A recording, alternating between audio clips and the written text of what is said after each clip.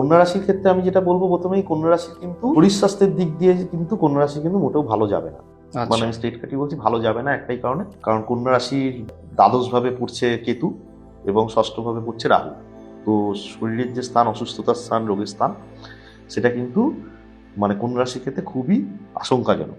ঠিক আছে, এবং কন্যা রাশির ক্ষেত্রেও যেহেতু দ্বাদশে কেতু আছে, ষষ্ঠভাবে রাহু আছে, এবং বিশেষ করে কিছু গোপন রোগ যেগুলো অর্শ, ফিস্চুলা, পাইলস বা কোনো এরকম ধরনের রোগ যেগুলো চট করে ধরা পড়ে না বা কিছু, এই ধরনের রোগ কিন্তু জাতক জাতিকার হতে পারে। এবং কন্যা রাশির ক্ষেত্রে ওই চিকিৎসার ক্ষেত্রে মিসগাইডের একটা কিন্তু প্রভাব থাকবে, যেহেতু রোগটাকে ডাইরেক্ট রাহু আর কেতু দুজনে মিলে দিচ্ছে। তো সেই জায়গায় কিন্তু তাদেরও একটু চিকিৎসার, যদি দেখা যায় যে রোগ সারছে না, তাহলে কিন্তু ইমিডিয়েট একটা সেকেন্ড ওপিনিয়ন নেওয়া এটা কিন্তু দরকার আছে।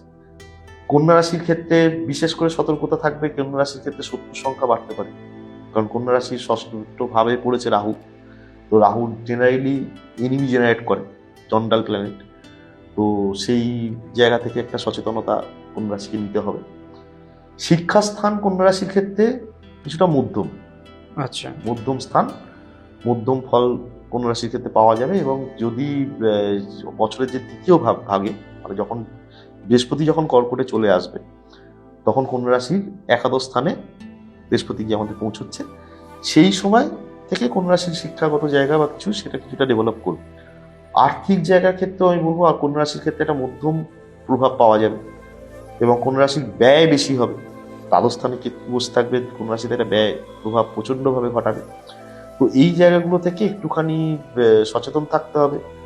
কন্যা রাশির সপ্তম স্থানে শনি বসে আছে, তো ন্যাচারালি দাম্পত্য সুখের একটা হানি ঘটাবে।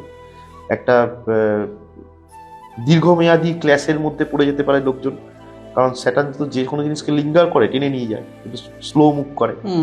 তো একটা কলহ হলে সেটা মিটতে সময় লাগে, মানে সেটাকে একটুখানি মানে যেন তাড়াতাড়ি একটু ঠিক ভালো করে যাতে সেটা হ্যান্ডেল করা হয়, যাতে সেটা না বাড়তে পারে, কারণ এটা বাড়ার প্রবণতা থাকবে।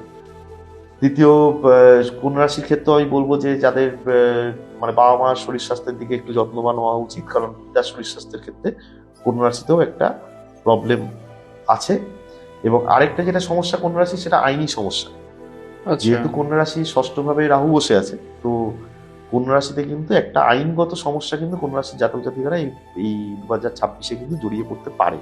এটা কি কেটে যাবে নাকি এটা চলবে? এবার দেখো, বিষয়টা হলো যে যতক্ষণ রাহু কেতু পজিশনে রয়েছে, ততক্ষণ পর্যন্ত তো রাশির ওপর এই প্রভাবটা একটা থাকবে।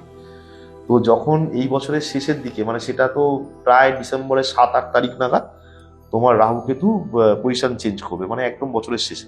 সেখানেও তো করে ভালো জায়গাতে আসবে না। সেটা ভালো জায়গায় আসবে না বলতে, তখন তো তোমার কেতু চলে পঞ্চমে। যাবে কন্যা রাশির একাদশে, আর পঞ্চম স্থানে চলে আসবে রাহু।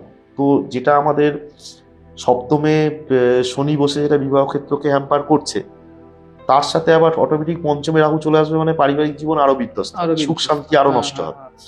তো সেই জায়গা থেকে একটা তো প্রবলেম তো সে ফেস করতেই হবে, ঠিক আছে? কিন্তু যেটা রোগের যে ফলটা, রোগের ক্ষেত্রে বা শত্রুতার ক্ষেত্রে বা আইনগত ঝামেলা যেটা রয়েছে, সেই জায়গাটা এই বছরের শেষের দিকে গিয়ে, মানে যখন রাহু কেতু পজিশন চেঞ্জ করবে, তখন কিছুটা রিলিফ তারা পাবে। কিন্তু প্রথম দিকটা একটু সচেতন থাকাটাই কিন্তু আমার মনে হয় ভালো। তো এই কন্যা রাশির ওভারঅল একটা চিত্র আমরা অ্যাস্ট্রোলজিক্যালি পাচ্ছি।